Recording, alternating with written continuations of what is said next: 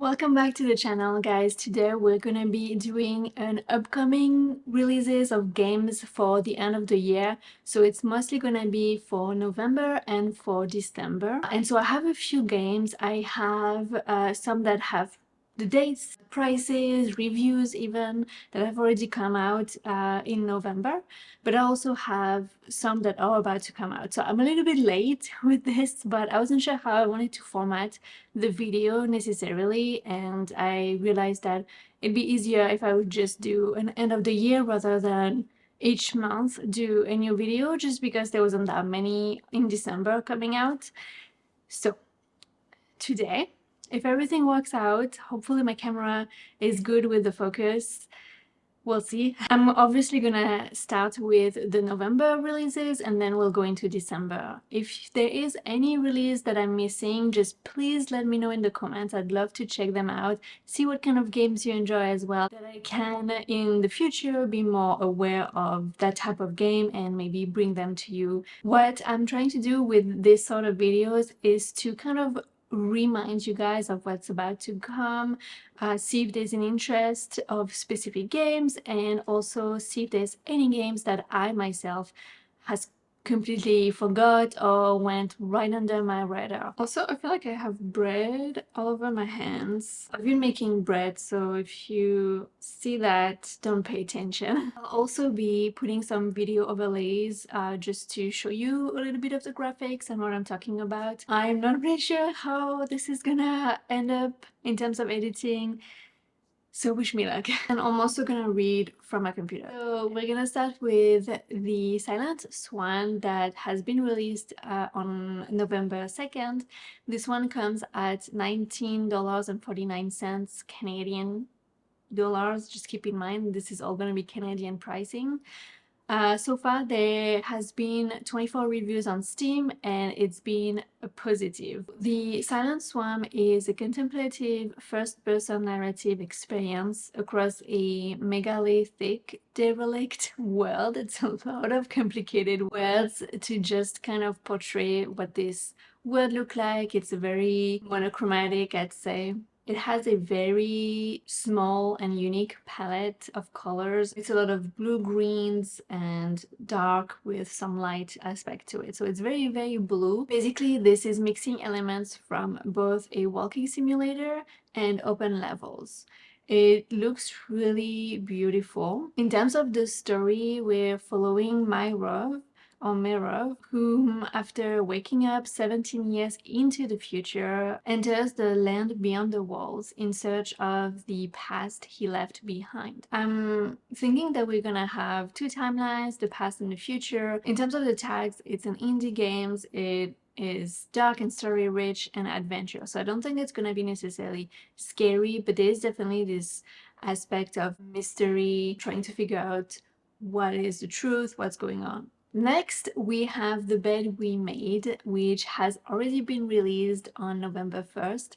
Actually, this one should have been before the Silent One, but whatever. This comes at $32.50 and it so far has 331 reviews on Steam and it's tagged as very positive. Apparently a third-person mystery game in which you play as a maid in the 1950s in a hotel. You're gonna be snooping around strangers' rooms to uncover their secrets, but also a deadly secret potentially. I think there's gonna be a murder, and it's kind of you having to put the pieces all together in order to find out what happened and what everybody is hiding. I love this type of game setting. If you've ever played LA Noire, it's a game that I've really enjoyed. I've played it multiple times and I always wanted to have another game like this. This hasn't been the case to my knowledge anyway, and I'm hoping that one day we'll have an LA Noire #2. But in the meantime, I feel like this maybe will kind of quench the thirst for that type of settings. I would say between the 20s with Agatha Christie, Hercule Poirot, and the 50s, I really enjoy the settings, the clothing, the atmospheres that those years have had. And so I'm just thrilled that we have a game like this. I personally really want to try it. I love anything that's puzzle based, and also being a sleuth, that's my jam. It does say in the synopsis that it offers 3 to 6 hours of gameplay experience. You take on the role of Sophie, a nosy chambermaid. You kind of go through the hotel guests' rooms and just discover strange objects that they have, that they bring on their travels. So I'm really excited for that. Next, we have The Smurfs 2, The Prisoner of the Greenstone. So you might be a bit surprised that I'm mentioning that type of game. It's actually already been released on November 2nd, and it comes at a price point of $34.99, so about $35. But I'm mentioning this game because it does remind me, when I look at the gameplay, it does remind me of Rayman, and Rayman has been, throughout my teenage years, a huge moment. I've played multiple Raymans. It has a really big place in my heart. I don't know that I would be playing the Smurfs too, to be honest, but just looking at it, it does remind me a little bit of Rayman, and that makes me want to play Rayman, actually. It says that you're gonna liberate the village of the Smurfs from the grip of the Greenstone. So, I mean, pretty standard type of storyline. And if you enjoy that type of game, I think it'd be fun to have maybe on your Steam Deck or any other platform that it comes on. Just kind of as a mindless type of game that you need when you kind of want your brain to shut off for a second. The next one came out on November 6th, and this is the Invincible. It's actually a game that I've played the demo of, so I'll link up above and down below the video for it, and you'll see a little bit about the storyline, the graphics, and the gameplay, just to give you a bit of an idea. I had some concerns in terms of the easiness of the gameplay, but I think it's because in the demo you are thrown kind of in the middle of the story. So I'm sure that at the beginning you get a bit more walkthrough on the UI and how to use everything. This one comes out at $39.99, and so far it has had 468 reviews with a very positive tagline. So to me, it tells me that people are very happy. It's going well, basically. This one is kind of like a sci-fi post-apocalyptic sort of adventure game where you play a scientist and you try to kind of discover the planet that you're on. And so you're going to be using atom punk tools, and you're going to try to also, on top of discovering this planet, you're there to look for a crew that has been missing. And this, with being in a completely new planet, obviously unexpected threats are gonna come to you, and you're gonna have to make choices that are gonna drive the story. Next one was released recently as well on November 7th, and it is Tintin Reporter Cigars of the Pharaoh. And this one comes at $45, and so far it has had 48 reviews on Steam.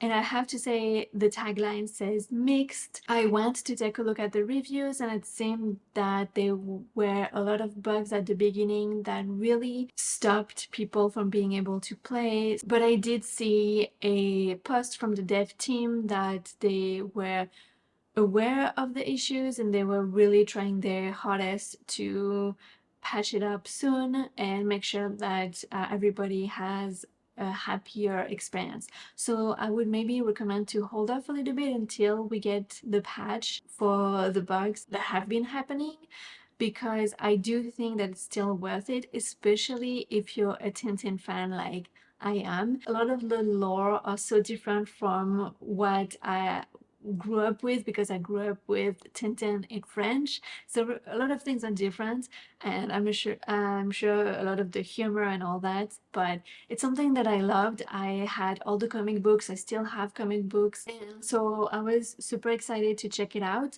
I don't know how this works in terms of the licensing, but Tintin doesn't really look like Tintin. So I think for this one, you're cruising on the Mediterranean Sea and you're meeting with Professor Sarcophagus. It's basically the adventure of you trying to search for the tomb of the Pharaoh Kiosk. I'm not sure how to pronounce that, but it's a Tintin adventure. From what I was reading, the devs were really passionate about this project and they've put a lot of effort and love into it. So once it gets fixed, I'm hoping that the story will be loved by everyone.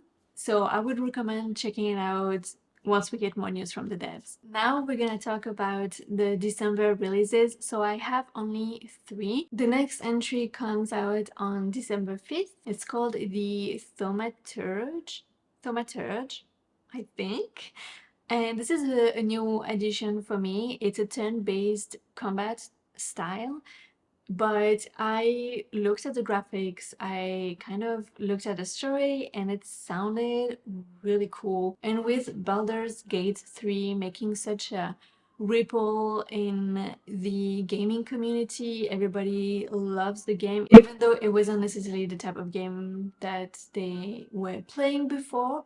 I just wanted to also mention this one. I don't think it's going to be to the same level, but it sounds pretty cool. So it is a story-driven RPG with morally ambiguous choices. The little summary says, the year is 1905. Warsaw lives under the yoke of Imperial Russian Tsardom. Its inhabitants constitute a diverse group of different ancestries, views, and beliefs, with often conflicting interests: Russian soldiers, Jewish merchants, Polish townspeople, and more. Despite the circumstances, the city is a buzzing metropolis where one can attend a breathtaking party with the high society and later get robbed in one of the dark alleys of the Praga district. A city of great hopes and dreams on one hand, and dark desires on the other. If you look at the graphics, you can't tell me that you wouldn't be interested to check it out. So I'm definitely gonna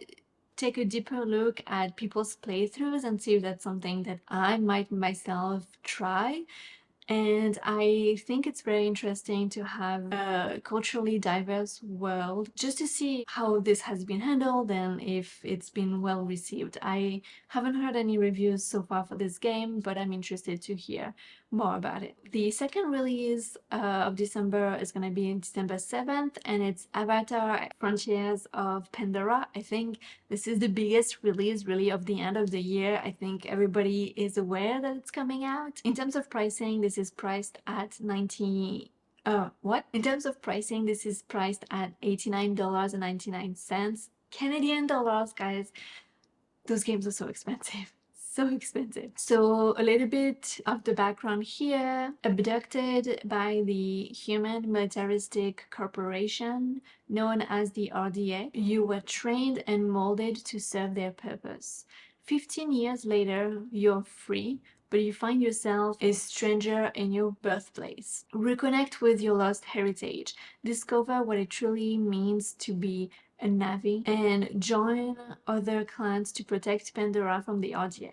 So I have watched Avatar when it came out. I have to say I don't really remember anything about it. I don't know much about the lore, so I'm not sure that this would be a game that I would enjoy. I've watched the trailer, I've watched some gameplay. It's quite open world, and I think that's probably why I don't foresee enjoying it very much. I think there's a lot of foraging and collecting and building stuff, and it's just not something that I'm super into, but I know it's a big release for a lot of people, and I hope that if you want to play it, I hope that it's gonna fulfill all your expectations. And what a nice way to end your year as well. And the last one, maybe not the most exciting one, but it's the last in terms of the dates that I've found and I was somewhat interested in. This one comes out on December 14th, and it's House Flipper number 2. I've never played House Flipper #1, but I have played The Sims. I love The Sims. So if it's anything like this, I might enjoy it. So far, we don't have a price point, and obviously we don't have any reviews, but if you refer back to House Flipper 1, it was priced at $32.50. So I'm assuming it's gonna be around that price point. So the summary says, it's time to dust off your hammer. House Flipper is back in a brand new fashion. Buy and renovate rundown houses, or maybe you want to build new ones. Now you can. I did not know that. Start as a rookie flipper and make a fortune by helping out the community of the charming town of Pine Cove. So if you enjoy that type of game, know that House Flipper #2 is coming out, and hopefully it will fulfill all your expectations. So that was it for the upcoming game releases for the end of the year. Let me know if there's any games that I've mentioned that you're excited about. Were you already aware of them? Did you learn about them through this video and maybe now you want to pick them up? Just let me know all of this type of stuff. I love to talk with you guys. I really enjoy the community aspect here. Also, if there is, like I was saying at the beginning, if there's any other releases that you're excited about that I haven't mentioned, don't hesitate to drop the name below and I will for sure check it out. If there are some games that are happening in 2024 that you'd like for me to incorporate in that type of videos, you're more than welcome to give me a heads up in the comments. Hopefully this video was easy enough to edit because if it is easy enough, then I think I would want to continue doing them. Maybe not every month, but I'm thinking either quarterly or every 6 months. We'll see. If you have any input, let me know. So with that being said, we're gonna wrap it up. I appreciate you watching. I hope to see you on my next stream. I stream on Tuesdays and Thursdays at around 9 a.m. EST, and I am having a blast there. So I hope that you'll join me. But for now, happy playing. Bye guys.